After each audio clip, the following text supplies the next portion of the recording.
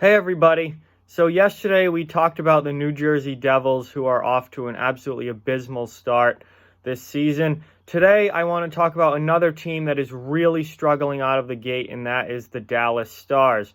Before we get into the video, I just quickly want to remind everyone to please hit the like button and give this video a thumbs up. That greatly helps out the channel a lot.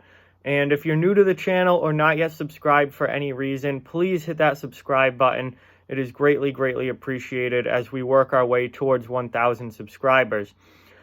So the Dallas Stars lost to the Columbus Blue Jackets last night 3-2, and they have dropped now to a 1-6-1 record to start the season through their first 8 games.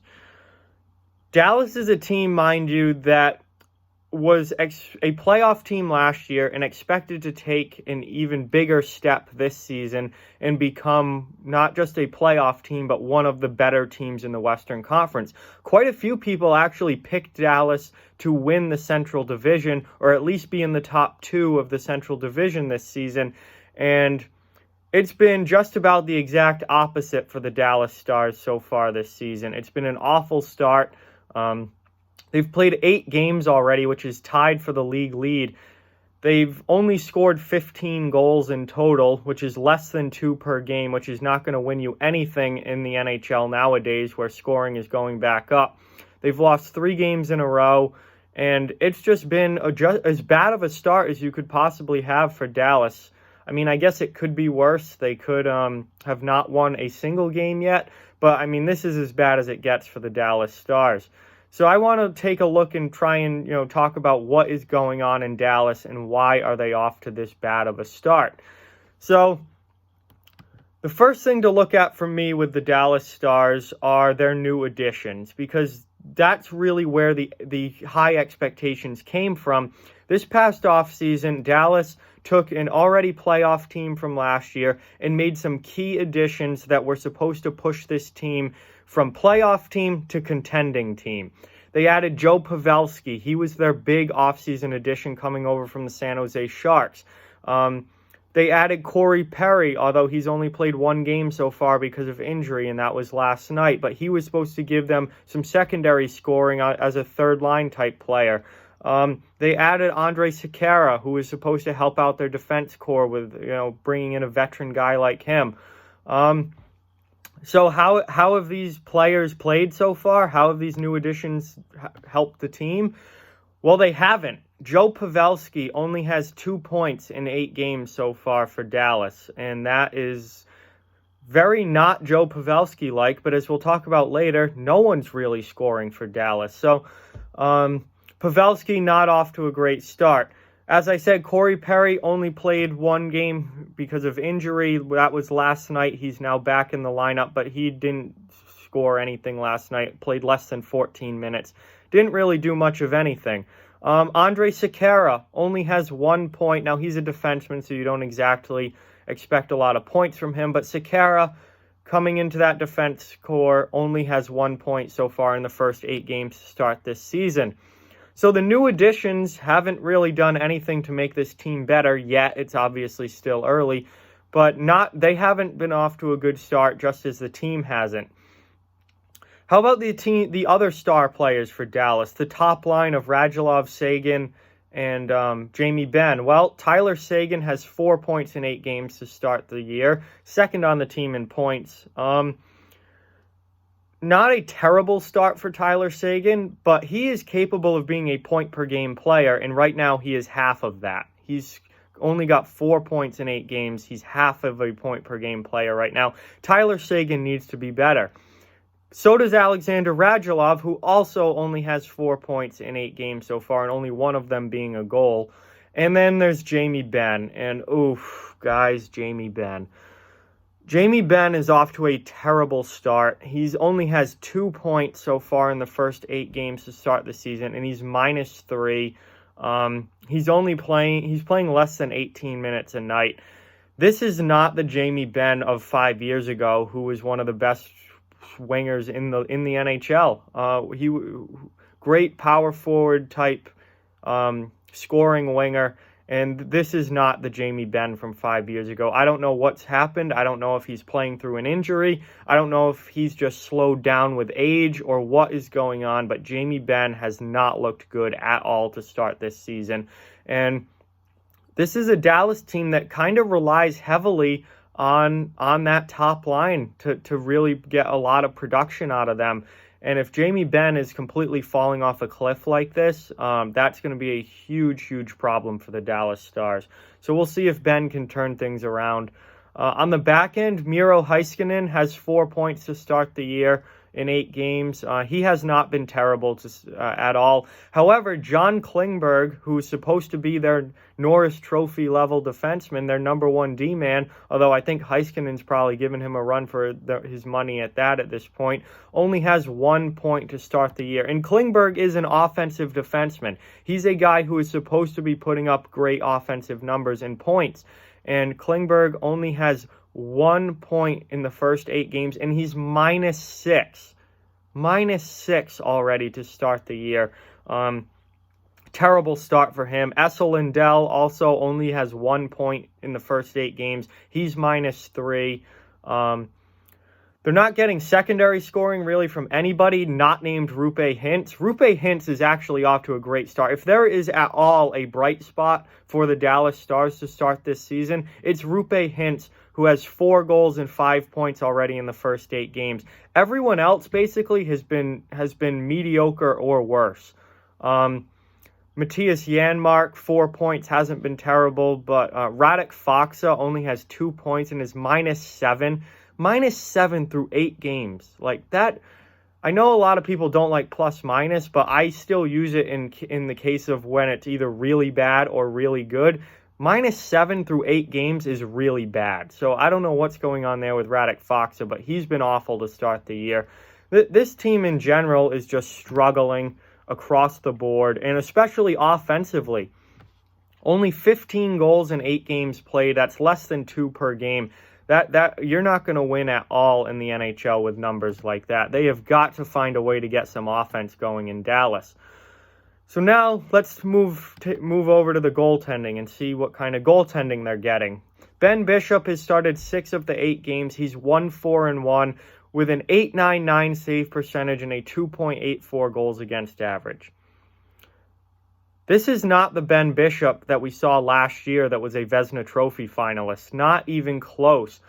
Save percentage under 900. That is atrocious. It's awful.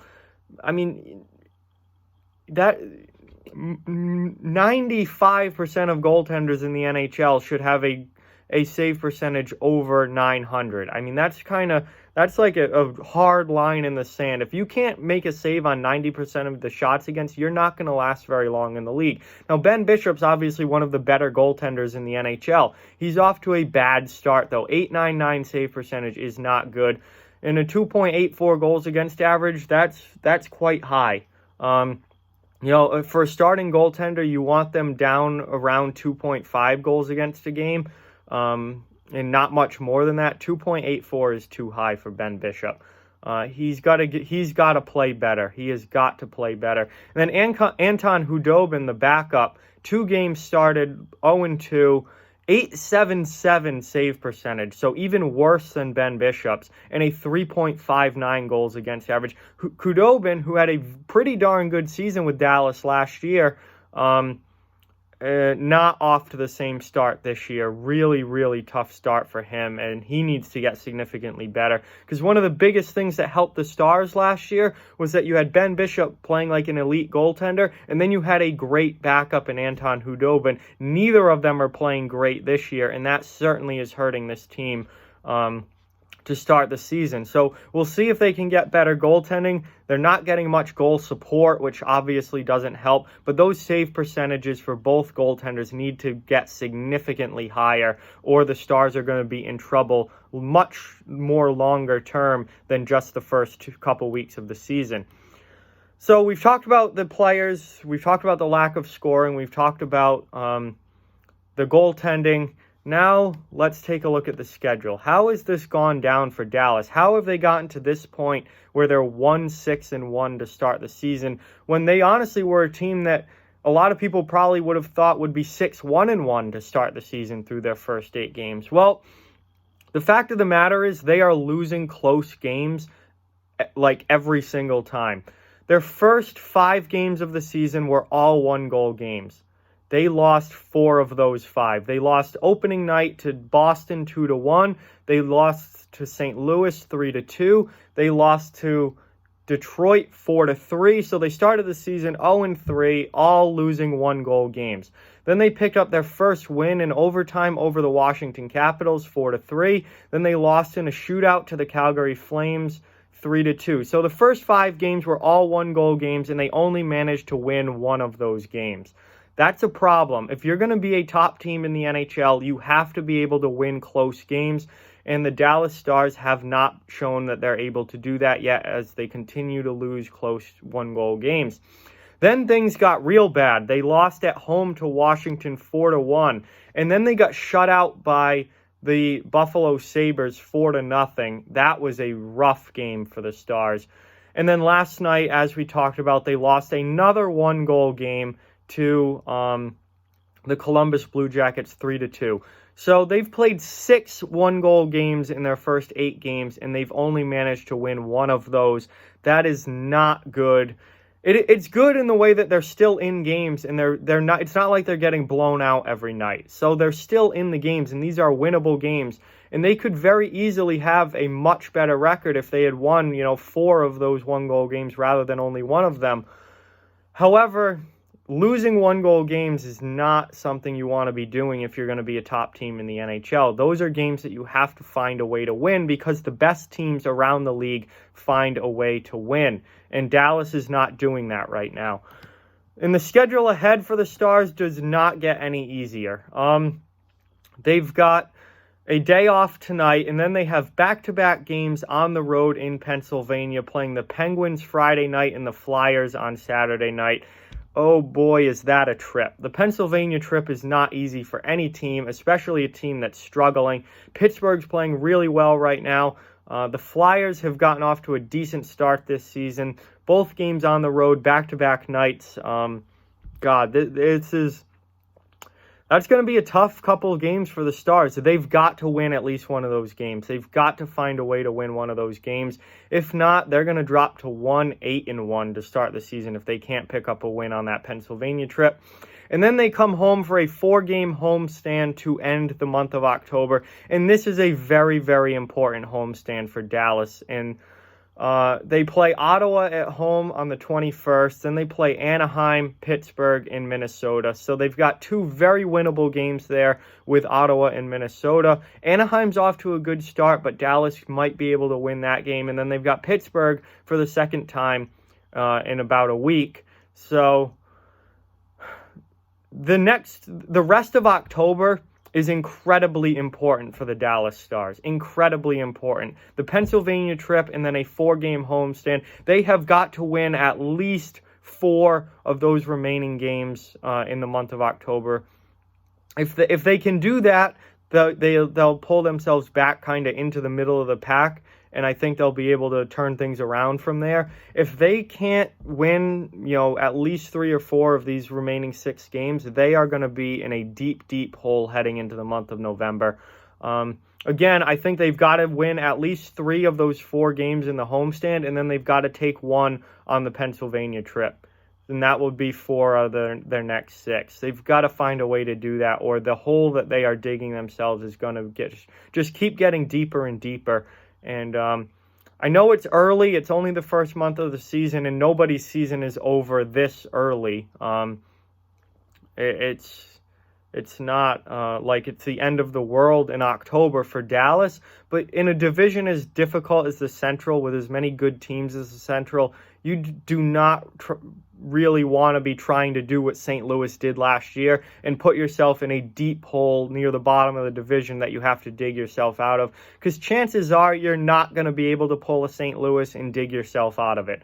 It's very rare that we see the kind of in-season turnaround that we saw with the Blues last year, and it's just unlikely to happen again. So Dallas has got to get things turned around here rather quickly, and their upcoming schedule is not easy, but that 4-game homestand to end the month is going to be very important, as well as getting at least a couple points out of this Pennsylvania trip. We'll see what the Stars do, but they are off to a really rough start. Scoring isn't there. Goaltending's not up to par. And they're losing a lot of one-goal games, and that is not a good sign. So they've still got plenty of time to turn it around. It's just the beginning of the season, but they've got to start winning some games here rather quickly. With that, like, comment, share, subscribe, follow on social media. All those links are down in the description below. If you'd like to further support the channel, the links to our Patreon and merchandise store are down in the description as well. Keep spreading the word about this channel. Let's keep this thing growing. Thank you very much for watching. Hope you enjoyed the video, and I'll talk to you guys soon.